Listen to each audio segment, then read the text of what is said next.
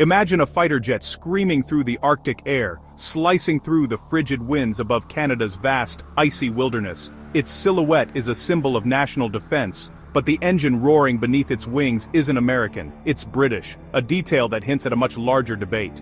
This engine, crafted by Rolls-Royce, powers the Swedish Saab Gripen E, a contender in Canada's most consequential military procurement in decades. Canada now stands at a crossroads. Should it continue with the American-made F-35 Lightning II, a jet that promises seamless integration with U.S. allies and cutting-edge stealth technology?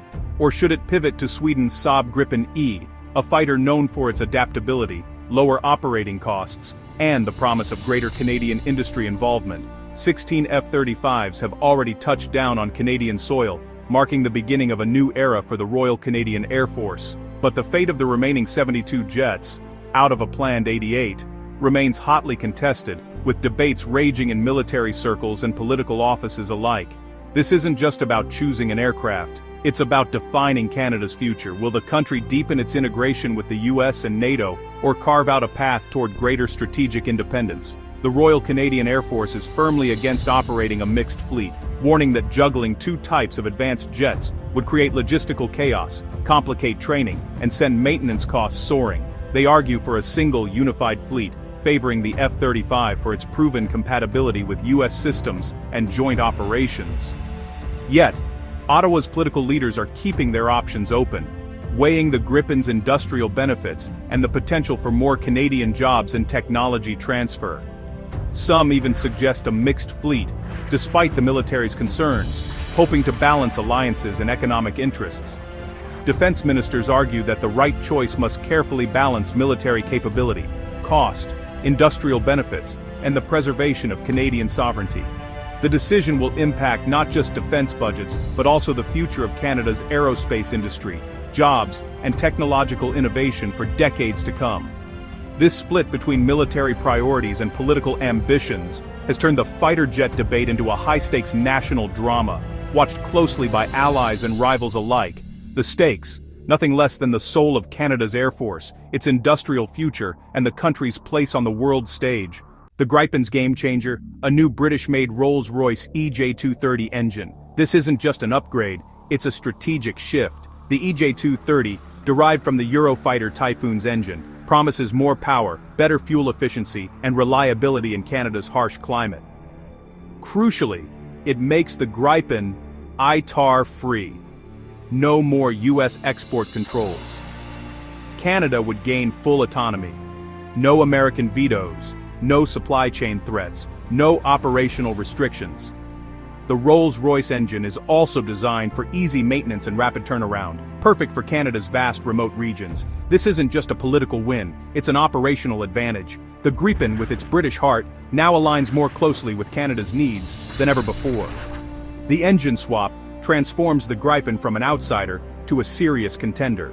American control over military technology is a powerful force. Just ask Colombia, a country that saw its ambitions for a modern air force halted not by budget or politics at home, but by the reach of U.S. export laws. Colombia's deal to buy the advanced Gripen fighter was blocked simply because the jet's engine was American-made, and thus subject to U.S. approval.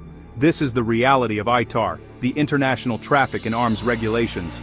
For Canada, choosing an ITAR-free jet means true independence.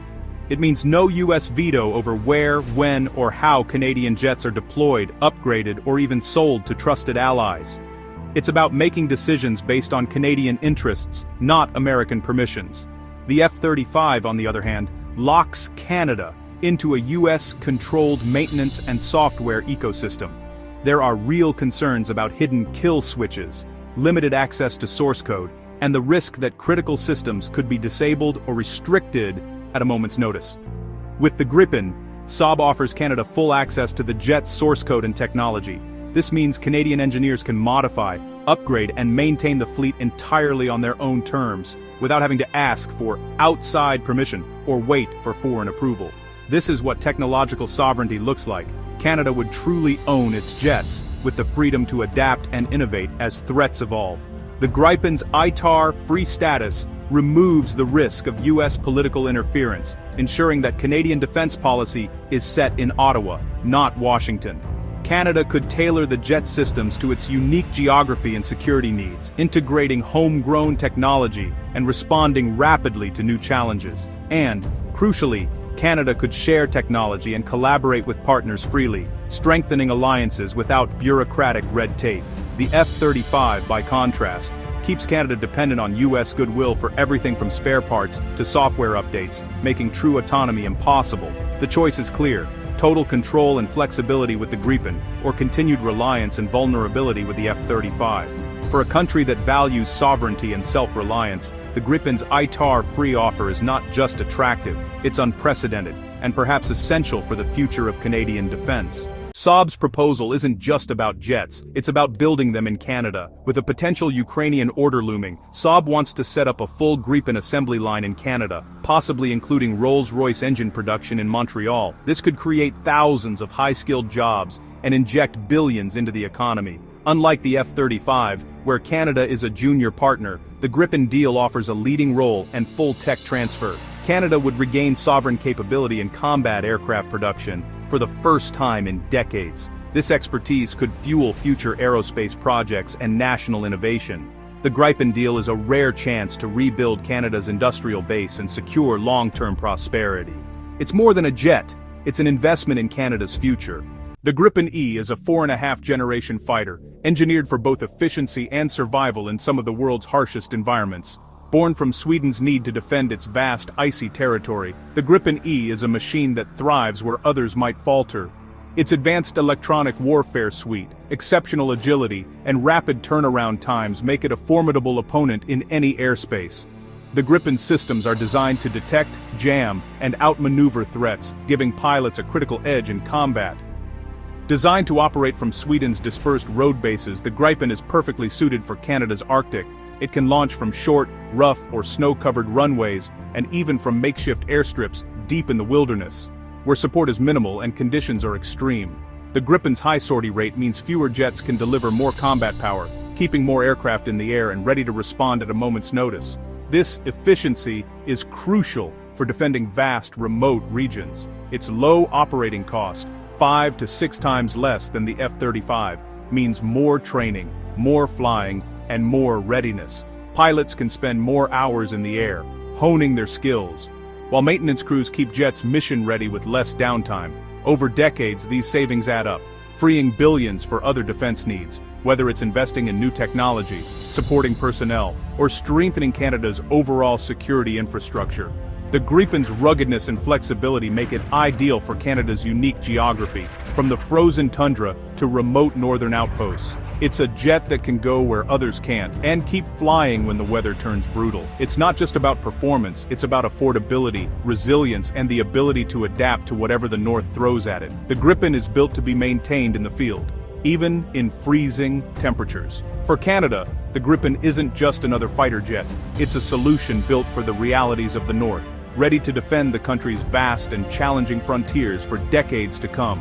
The F-35 is the world's most advanced fighter, stealthy, networked, and a true fifth-generation marvel. Its sensor fusion and data sharing give pilots unmatched situational awareness, making it the backbone of Western air power. For coalition warfare, especially with NORAD and NATO, the F-35's interoperability is a huge advantage. But this power comes at a steep cost. The F-35 is expensive to buy, and even pricier to operate. Persistent maintenance issues and low mission-capable rates have plagued the program.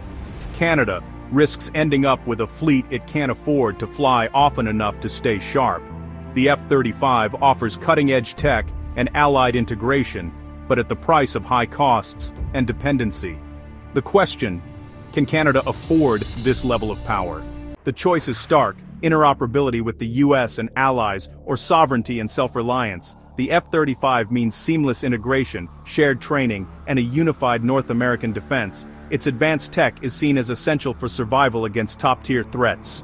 But it comes with dependency and high costs. The Gripen, meanwhile, offers operational autonomy, industrial benefits, and freedom from foreign control. It's cheaper, better suited to Canada's geography, and can be built at home. The F-35's edge is real, but is it worth the price? The Gripen is good enough, and fully under Canadian control. The decision is about more than jets.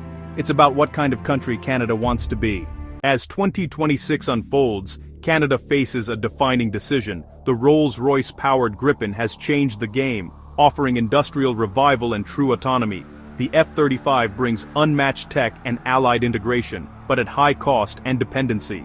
The government must weigh economic opportunity, sovereignty, and military needs. The RCF wants a unified fleet, but Ottawa must think bigger, about jobs, industry, and independence.